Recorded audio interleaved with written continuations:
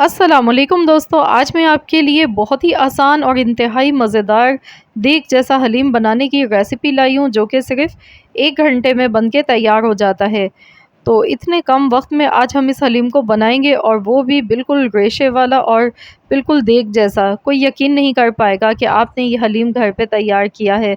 बिल्कुल ऐसा लगेगा जैसे देग का बना हुआ हलीम हो, और जो भी खाएगा मुंह से वाह वाह निकल जाएगी। बनता ही इतना मज़ेदार है ये कि कोई तारीफ़ किए बगैर रह नहीं पाएगा। तो चलिए हम रेसिपी देख लेते हैं। तो यहाँ पर हलीम बनाने के लिए हमने जो दालें और अनाज लिया है वो मैं आपको बता देती हूँ। तो आप लोग नोट डाउन कर लीजिए, तमाम चीज़ों का रेशो इसी तरह आपने रखना है। 1 पाव हमने यहाँ पर गंदम ली है, तो इसको हमने अच्छी तरह साफ़ कर लिया है। जौ का दलिया मैंने यहाँ पर लिया है आधा पाव। तो जितनी हम गंदम लेते हैं उसका आधा हमें जौ लेना होता है। तो जौ का दलिया ये बेस्ट रहता है हलीम बनाने के लिए। अगर आप साबुत जौ लेते हैं तो उसमें एक छिलका होता है जो कि बिल्कुल अच्छा नहीं लगता है। तो मैंने यहाँ पर 1/4 कप चने की दाल ली है, 1/4 कप मूँग की दाल, 1/4 कप माश की दाल, 1/4 कप मसूर की दाल। तो ये चारों दालें हमने सेम क्वांटिटी में ली हैं, 1/4 कप। 1 पाव हमारे पास गंदम है और आधा पाव जौ। तो ये रेशो मैंने आपको बता दिया है, चावल इसमें मैं नहीं डाल रही हूँ। तो बस अब इसे अच्छी तरह मिक्स कर लिया है और इसे 3 बार अच्छी तरह पानी से वॉश किया है। तो इसमें मैंने इतना पानी डाल दिया है कि ये अच्छी तरह से भीग सके। तो मैं ये रात में भिगोकर तमाम चीज़ों को रख रही हूँ, सुबह में फिर हम इसका हलीम बनाएंगे। तो यहाँ पर भीगते हुए इन दालों को 10 घंटे हो चुके हैं। तो यहाँ पर ये देखिए फूल कर ये डबल हो चुकी हैं साइज़ से, और इसके पानी पर आप देख सकते हैं झाग आ गए। तो पानी इसका वॉश करेंगे, एक बार साफ़ पानी से धो लेंगे। उसके बाद मैंने यहाँ पर प्रेशर कुकर ले लिया है, तो अब हम इसमें ये सारी दालें ऐड कर देंगे। तो मैं यहाँ पर प्रेशर कुकर का इस्तेमाल कर रही हूँ, इसमें बहुत जल्दी हलीम बन जाता है, ज़्यादा टाइम नहीं लगता है।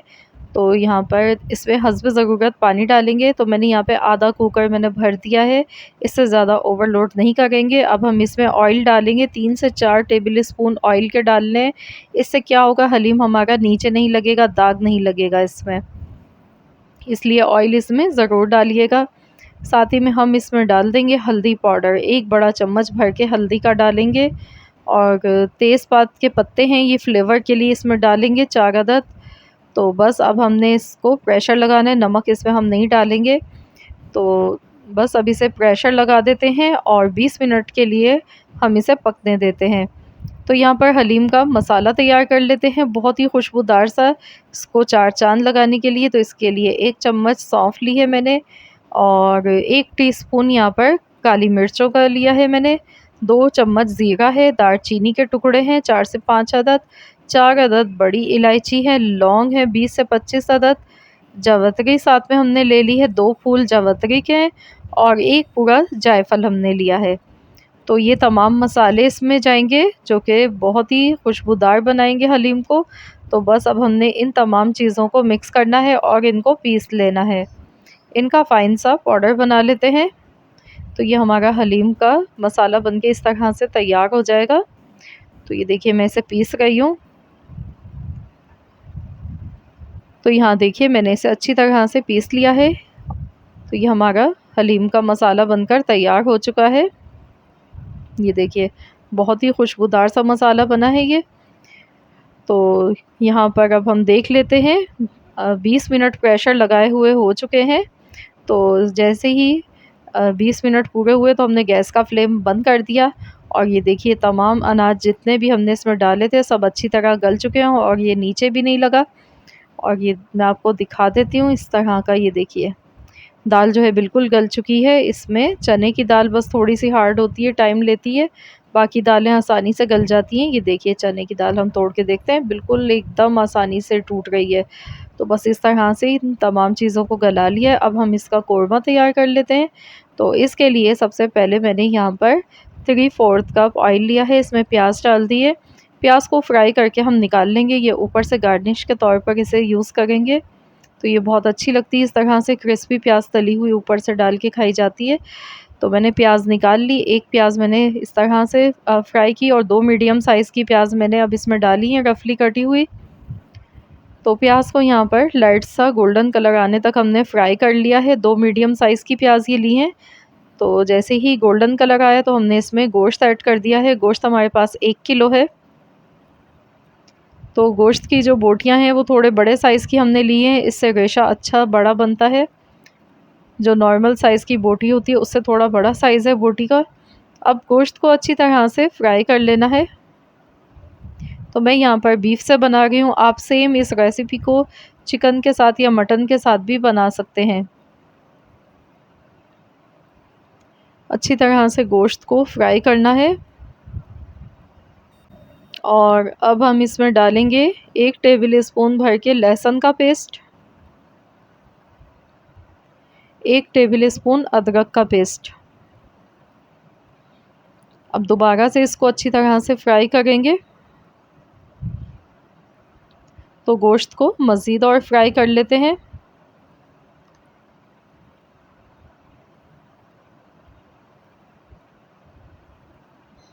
तो यहाँ देखिए मैंने इसे 2 से 3 मिनट मज़ीद और अच्छी तरह से फ्राई कर लिया है। अब मैंने लिए हैं 2 मीडियम साइज़ के टमाटर। तो टमाटर हलीम में डाले जाते हैं, इससे फ्लेवर बहुत अच्छा आता है।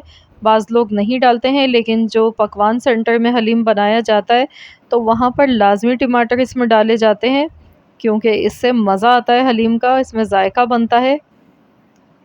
नमक डालेंगे हस्ब ज़रूरत, हल्दी पाउडर 1 टेबल स्पून, पिसी हुई लाल मिर्च का पाउडर 1 चम्मच, ये 2 चम्मच हमने डाले हैं। और धनिया पाउडर मैंने यहाँ पर 1 चम्मच डाला है, और जो मसाला हमने बनाया था हलीम का खुशबूदार, तो वो 1 चम्मच डाल दिया। 2 चम्मच मैंने पिसी हुई लाल मिर्च डाली है। तो यहाँ पर मिर्चें आप अपने टेस्ट के अकॉर्डिंग कम या ज़्यादा डाल सकते हैं। बाकी हलीम में हल्दी का इस्तेमाल थोड़ा ज़्यादा होता है, इससे कलर अच्छा आता है। तो मैंने 1 टेबल स्पून पहले डाला था दालों में जब गलाने के लिए रखी थी, और 1 टेबल स्पून मैंने इसमें डाल दिया है। हस्ब ज़रूरत अब पानी डाल दिया है। तो बस इसे हम कवर कर देते हैं और 40 मिनट के लिए प्रेशर देंगे। तो यहाँ पर 40 मिनट हो चुके हैं, तो देख लेते हैं। तो मैंने यहाँ पर प्रेशर कुकर में इसे गलाया, तो इसलिए ये 40 मिनट में बहुत अच्छा सा गोश्त गल चुका है। मैं आपको दिखा देती हूँ।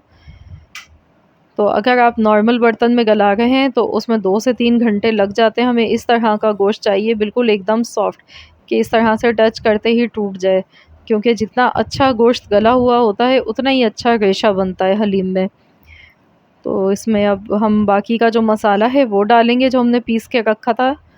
तो ये हमारा हलीम का मसाला 2 टेबल स्पून बचा हुआ था, ये भी मैंने इसमें डाल दिया है। अब दोबारा से मिक्स करेंगे और इसे इतनी देर पकाएंगे जब तक कि इसमें से जो ऑयल है वो अलग से सेपरेट नहीं हो जाता है। तो यहाँ देखिए अच्छी तरह मैंने भून लिया है इसको। तो ये कोरमा बनके तैयार हो चुका है, ऑयल इसका अलग से सेपरेट हो चुका है। तो अब हमने क्या करना है, इस टाइम पर हमने इसको अच्छी तरह पीसना है गोश्त को। तो ये इस तरह की जो घोटनी होती है ये तो तकरीबन हर घर में मौजूद होती है। तो इससे हम इसे अच्छी तरह से मैश करेंगे, ताकि इसका जितना भी गोश्त का रेशा है वो अलग अलग हो जाए। तो अच्छी तरह से इसे पीसेंगे। तो ये देखिए टच करते ही बहुत आसानी से ही गोश्त पिस रहा है। ये देखिए कितने सारे रेशे बन के ये अच्छे से तैयार हो चुके हैं। तो बस इस तरह से मैंने इसको पीस लिया है गोश्त को। ये देखिए। तो चलिए अब हम इसे हलीम में मिक्स कर देंगे।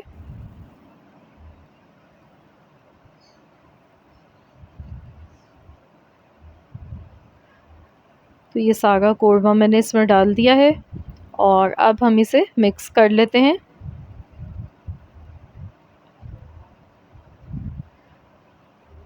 तो अब हमने इसको, इसमें जो ये तेज़पात के पत्ते दिख रहे हैं ना, इसको हम हटा देंगे, क्योंकि इनका जो फ्लेवर है वो इसमें आ चुका है, इसकी खुशबू। तो बस अब इन्हें हम हटा देते हैं।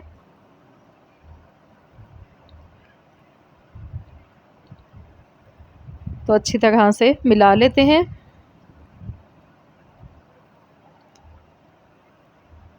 तो यहाँ पर अगर आपको इसका कलर थोड़ा हल्का लगे तो आप इसमें मज़ीद और हल्दी का इस्तेमाल कर सकते हैं। तो अभी दालें जो हैं इसकी वो सही से पिसी हुई नहीं है, तो इसलिए हम इसको मज़ीद और घोटा इसमें लगाएंगे इस तरह से, जब तक दालें अच्छी तरह से मुलायम नहीं हो जाती हैं। तो 8 से 10 मिनट लगेंगे इसको इस तरह से अच्छी तरह से हमने पीस लेना है। ये देखिए इस तरह से। तो ये देखिए बस ये तैयार है। ऊपर से हरा धनिया डालेंगे, थोड़ी-सी बारीक कटी हुई अदरक डाल देंगे। तो चलिए इसे मिक्स कर लेते हैं, मैं आपको दिखाती हूँ। ये देखिए माशाल्लाह, अल्हम्दुलिल्लाह कितना रेशेदार और कितना ज़बरदस्त लग रहा है ये दिखने में, और खाने में इतना लज़ीज़ बना है कि बस आप खाते ही चले जाएँ। तो यहाँ पर हम इसके लिए तड़का तैयार कर रहे हैं। मैंने प्याज थोड़ी सी ली है ऑयल में, और साथ में कश्मीरी लाल मिर्च डाली है, ये कलर इससे खूबसूरत लगता है।